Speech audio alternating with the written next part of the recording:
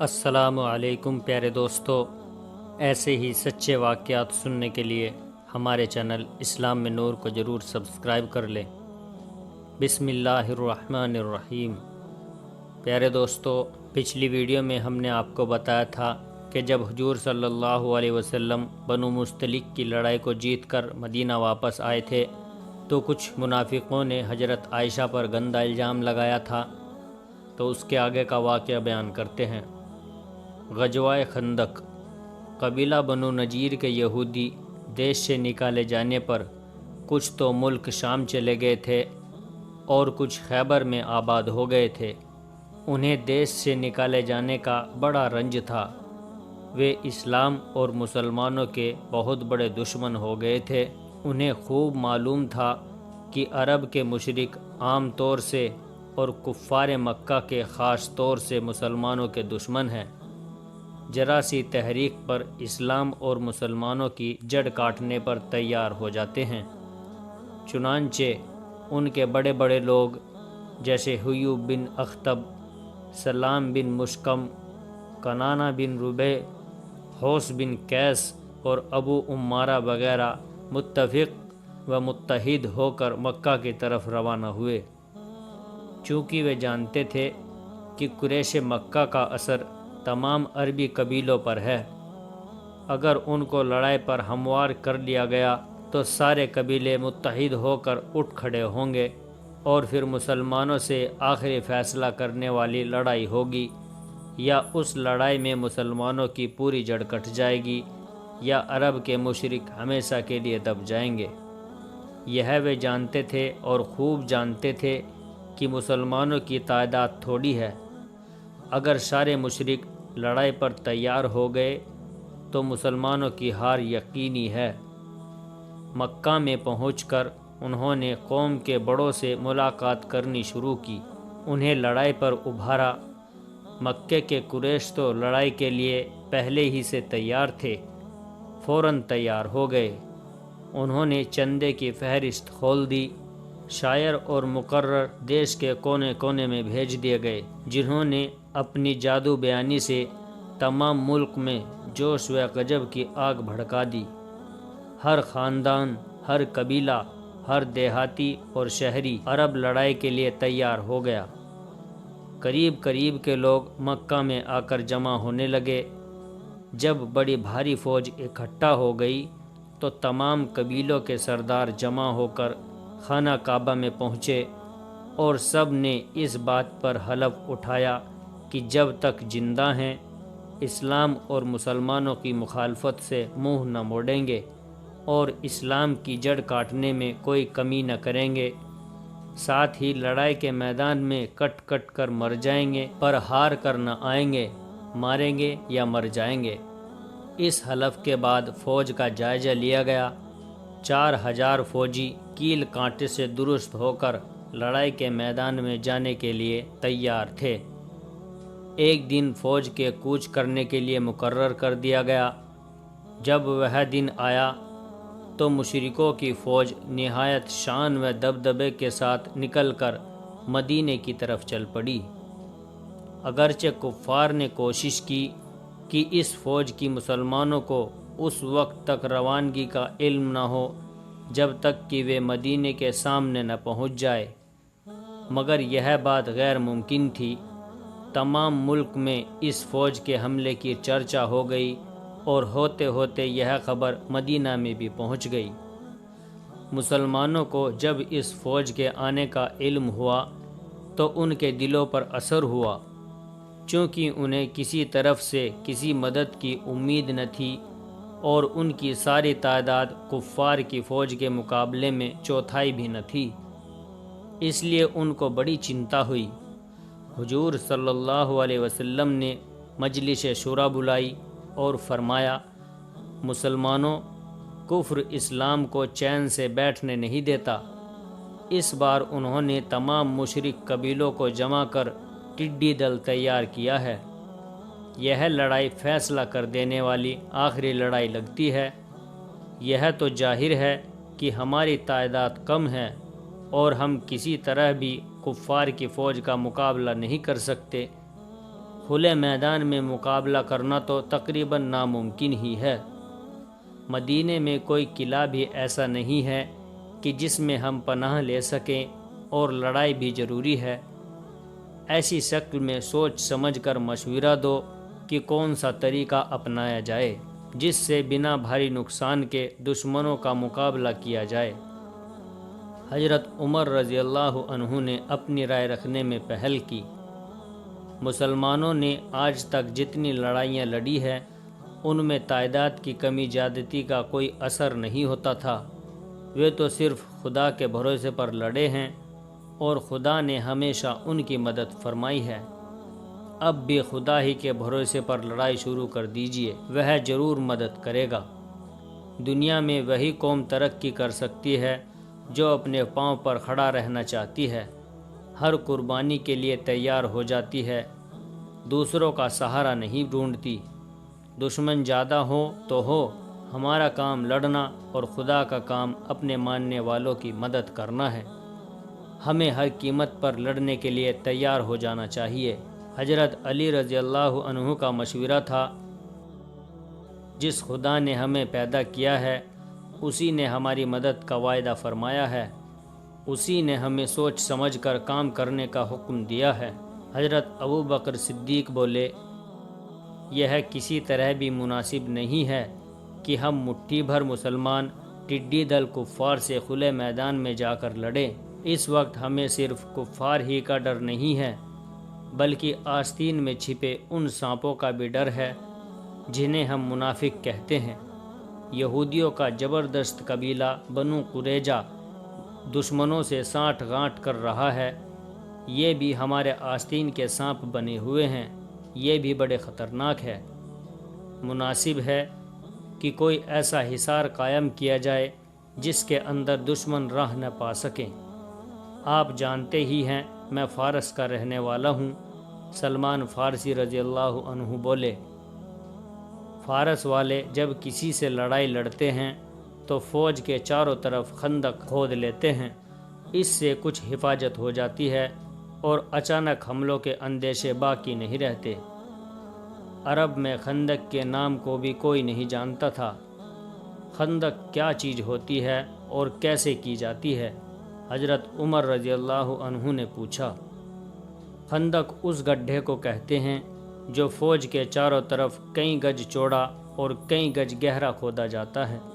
حضرت سلمان نے بتایا، خندق پار کیے بنا دشمن اندر نہیں آ سکتا اور خندق کا پار کرنا آسان نہیں ہوتا۔ یہ رائے مناسب ہے۔ حضور صلی اللہ علیہ وسلم نے فرمایا، ہمیں ایک طرف سے میدان میں خندق کھود کر حصار قائم کر لینا چاہیے۔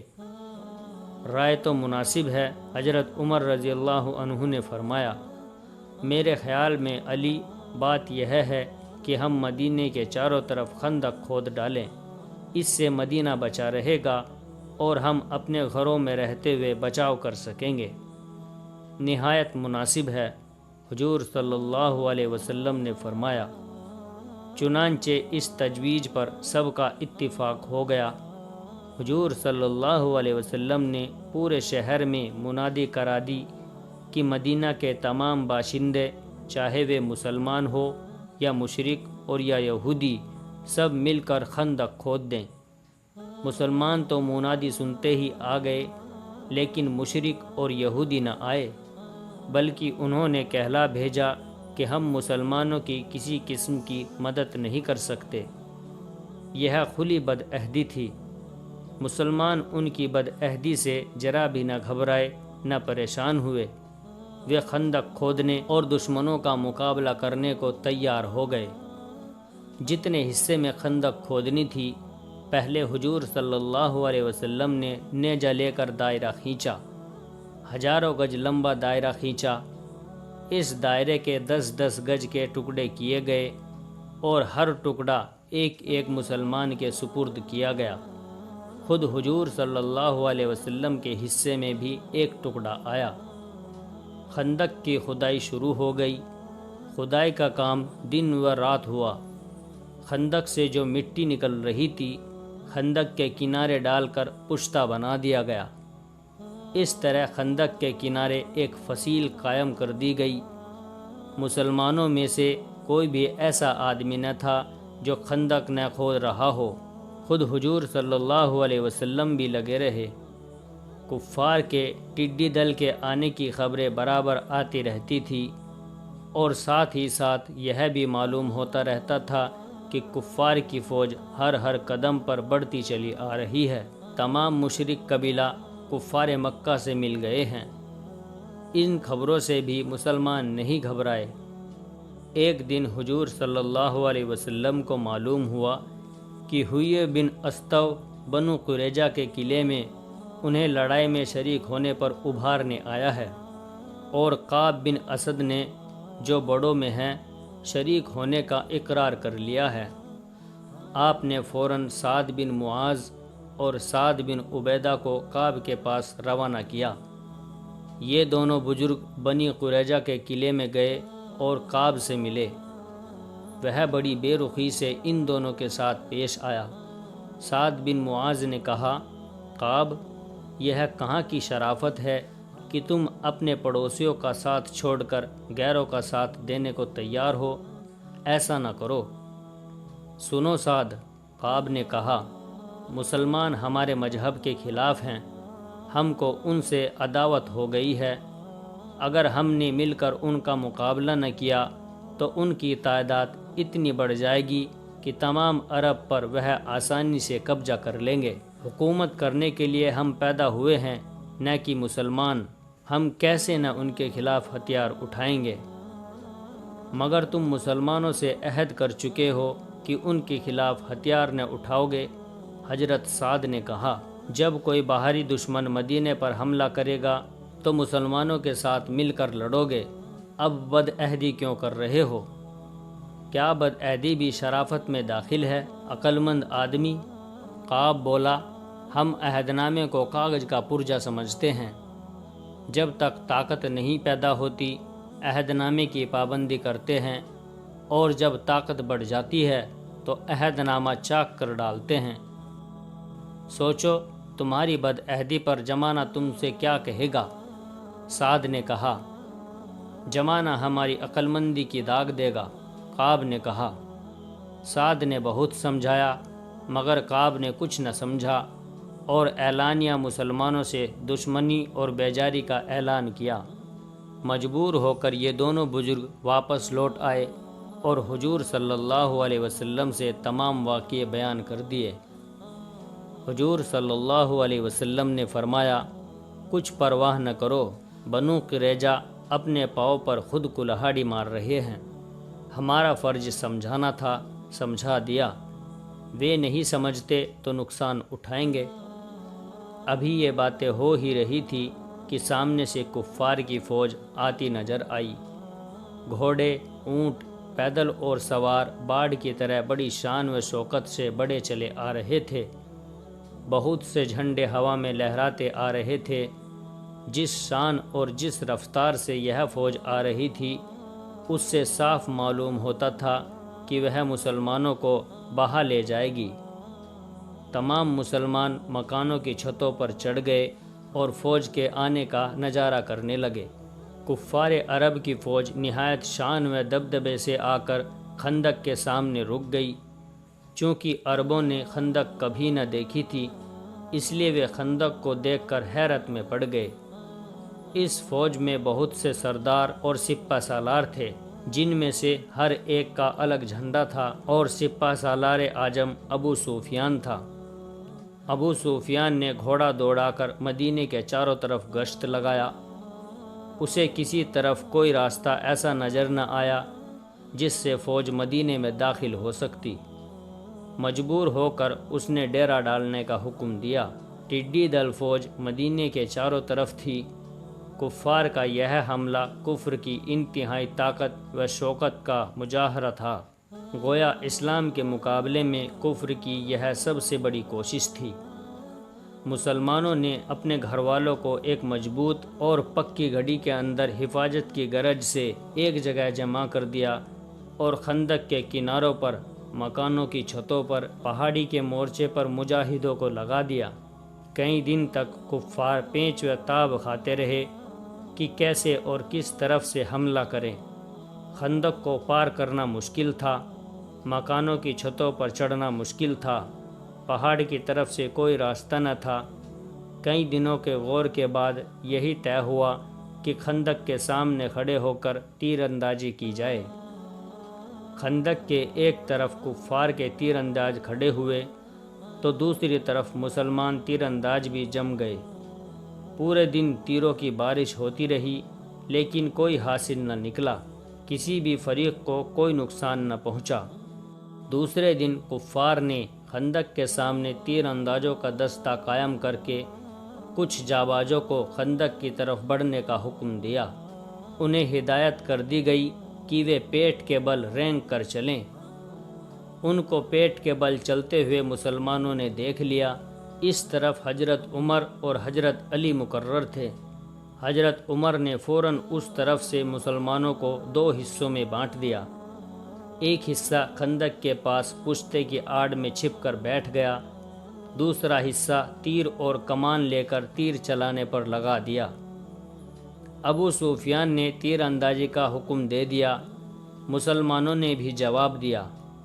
تیر اندازی کے ساتھ ساتھ کفار پیٹ کے بل رینگ رینگ کر خندق کو پار کر رہے تھے اور سمجھ رہے تھے کہ مسلمانوں نے انہیں نہیں دیکھا ہے، جبکہ مسلمانوں نے دیکھ لیا تھا اور وہ جان بوجھ کر ابھی نظریں چرائے ہوئے تھے۔ جب مشرکوں نے خندق کے اندر اترنا شروع کیا تو ان مسلمانوں نے جو پشت سے لگے بیٹھے تھے تیروں کو کمان سے اس طرح ایک ساتھ چھوڑا جیسے کہ وہ ایک ہی کمان سے نکلے ہو۔ ان کے ان تیروں نے ان مشرکوں کو جو خندق میں اتر رہے تھے یا خندق کے کنارے پر بیٹھے اندر اترنے کا طریقہ سوچ رہے تھے، گھائل کرنا شروع کر دیا۔ ان میں سے جو خندق میں اتر رہے تھے مردہ ہو کر خندق میں جا پڑے اور جو لوگ کنارے تھے وہ گھبرا کر پیچھے ہٹے۔ ان کے پیچھے ہٹتے ہی پشتے کے قریب بیٹھنے والے مسلمان کھڑے ہو گئے اور انہوں نے جلدی جلدی تیر چلا کر گھبرائے ہوئے مشرکوں کو تیروں کا نشانہ بنانا شروع کر دیا۔ بھاگنے والوں میں بڑی تعداد ماری گئی ورنہ گھائل تو ہو ہی گئی۔ مسلمانوں کی اس کارروائی نے کفار کو مرعوب کر دیا۔ اگلے دن کفار ہتھیار مند ہو کر لڑائی کے میدان میں نہ نکلے، حالانکہ مسلمان صف بنا کر ان کے حملے کا انتظار کرتے رہے۔ دوپہر کے بعد وہ بھی کمر کھول کھول کر آرام کرنے لگے۔ ظاہر میں مسلمان بے فکر نظر آتے تھے لیکن اصل میں یہ بات نہ تھی، ان کے سامنے بہت سے خطرے تھے۔ ایک خطرہ منافقوں کی طرف سے تھا جو مسلمانوں کو غافل پا کر دشمنوں کی رہبری کر کے ان کو خندق میں لا سکتے تھے۔ دوسرا خطرہ ان یہودیوں کی طرف سے تھا جو گویا مدینہ ہی کے اندر تھے اور جنہوں نے سانٹھ گانٹھ کر لی تھی، نہ جانے کس وقت اچانک مسلمانوں پر حملہ کر کے ان کی مشکلوں کو اور بڑھا دیں۔ تیسرا خطرہ ٹڈی دل مشرکوں کی طرف سے تھا جو مسلمانوں کا سختی سے گھیراؤ کیے ہوئے تھے۔ ان تمام خطروں اور اندیشوں کے علاوہ رسد کے سامان کی کمی سب سے زیادہ تکلیف دینے والی بن رہی تھی۔ مدینے کی تجارت یہودیوں کے ہاتھ میں تھی، غلے کے بڑے سوداگر وہی تھے۔ انہوں نے مسلمانوں کے ہاتھ غلہ بیچنا بند کر دیا تھا، جس کی وجہ سے مسلمانوں کو فاقوں تک کی نوبت آ گئی۔ اس پر کڑی ٹھنڈک کی تکلیف اور بھی پریشانی تھی۔ چونکہ مسلمان کھلے میدان میں وجہ سے پڑے تھے، سردی زیادہ تھی، اوڑھنے بچھانے کے کپڑے کم تھے، اس وجہ سے ان کے دن و رات بڑی سختی اور تکلیف سے بیت رہے تھے۔ کبھی سردی کی تکلیف برداشت نہ کرنے کے لیے قابل ہوتی تھی اور کبھی بھوک کی تیزی بڑھ جاتی تھی۔ اگرچہ منافقوں کو کوئی تکلیف نہ تھی، یہودی ان کے دوست تھے، یہودی ان کو برابر غلہ دے رہے تھے اور ان میں سے کسی کو بھی فاقے کی نوبت نہ آئی تھی۔ انہیں اگر کوئی تکلیف تھی تو صرف یہ کہ وہ مدینے سے باہر نہیں جا سکتے۔ ہر طرف پہرا لگا ہوا تھا اور کوئی آدمی مسلمانوں کی اجازت کے بغیر باہر نہیں جا سکتا تھا۔ منافقوں کو یہی بات بہت خل رہی تھی، اس کی شکایت وہ بہت کرتے تھے۔ کوئی اور قوم ہوتی تو ڈگمگا گئی ہوتی، دشمنوں کے سامنے گھٹنے ٹیک دیتی۔ عرب کے مشرک لگ بھگ 1 مہینے تک مدینے کو گھیرے رہے۔ اس بیچ انہوں نے ہر ممکن کوشش کی کہ مسلمانوں پر غالب آ جائیں، پر کامیاب نہ ہوئے۔ مجبور ہو کر انہوں نے پیغام بھیجا کہ اگر مسلمان بنی قینقاع اور بنی نجیر کے یہودیوں کو، جنہیں انہوں نے دیش نکالا دیا ہے، پھر مدینے میں رہنے کی اجازت دے دیں اور مدینے کے باغوں کی آمدنی کا 20واں حصہ مکے کے لوگوں کو دیتے رہیں، اور حضرت محمد صلی اللہ علیہ وسلم بتوں کی برائیاں نہ کیا کریں، تو گھیراؤ اٹھا لیا جائے۔ اگرچہ مسلمان زندگی سے تنگ آ گئے ہیں، سردی اور فاقے نے ان کی ہستی کو خطرے میں ڈال دیا تھا، مگر انہوں نے اس شرط پر سمجھوتا کرنے سے انکار کر دیا۔ مشرکوں کو ان کے انکار پر بڑا غصہ آیا۔ انہوں نے طے کر لیا کہ صبح دن نکلتے ہی حملہ کریں گے اور کوشش کریں گے کہ گھوڑوں کو کدا کر خندق کے پار لے جائیں۔ چنانچہ دن نکلتے ہی تمام لشکر کفار نے بڑے جوش اور نئی شان سے حملہ کیا۔ اگرچہ مسلمانوں نے ان کو روکنے کے لیے بڑے تیزی سے تیر برسائے، پر وہ ان کے حملے کو روک نہ سکے۔ وہ بڑھ کر خندق کے کنارے پہنچ گئے۔ اب انہوں نے گھوڑوں کو ایڑ لگائی، انہیں تیز دوڑایا اور خندق کود کر پار ہو جانے کی کوشش کی۔ جس طرف حضرت عمر اور حضرت علی تھے، اس طرف سے خندق کی چوڑائی کچھ کم تھی۔ 3 کفار گھوڑے کو کدا کر اندر پہنچ گئے، پر دوسری طرف سے زیادہ تر سوار خندق میں گر گئے۔ گھوڑوں کی ٹانگیں ٹوٹ گئی، سوار گر کر گھائل ہوئے اور کچھ مر گئے۔ زیادہ تر گھوڑوں کے نیچے دب کر دم توڑ گئے۔ وہ 3 سوار جو خندق کے پار پہنچ گئے تھے، ان میں سے ایک کو تو حضرت عمر نے ایک ہی حربے سے ٹھکانے لگا دیا، دوسرے کو ایک انصار نے ٹھکانے لگا دیا، مگر تیسرا نہایت بہادر تھا۔ اس کا نام عمرو بن عبداللہ تھا۔ وہ 2000 سواروں کے برابر سمجھا جاتا تھا۔ حضرت علی رضی اللہ عنہ اس کی طرف جھپٹے، وہ بھی تلوار سونت کر حضرت علی رضی اللہ عنہ پر ٹوٹ پڑا۔ دونوں نہایت جوش و خروش سے لڑنے لگے۔ چونکہ عمرو تجربے کار تھا، اپنی طاقت پر اسے گھمنڈ تھا، اس لیے وہ سمجھتا تھا کہ حضرت علی پر غلبہ پا لینا معمولی بات ہے۔ پر جب حضرت علی کی لڑائی کا انداز دیکھا تو اس کا تمام نشہ حرن ہو گیا۔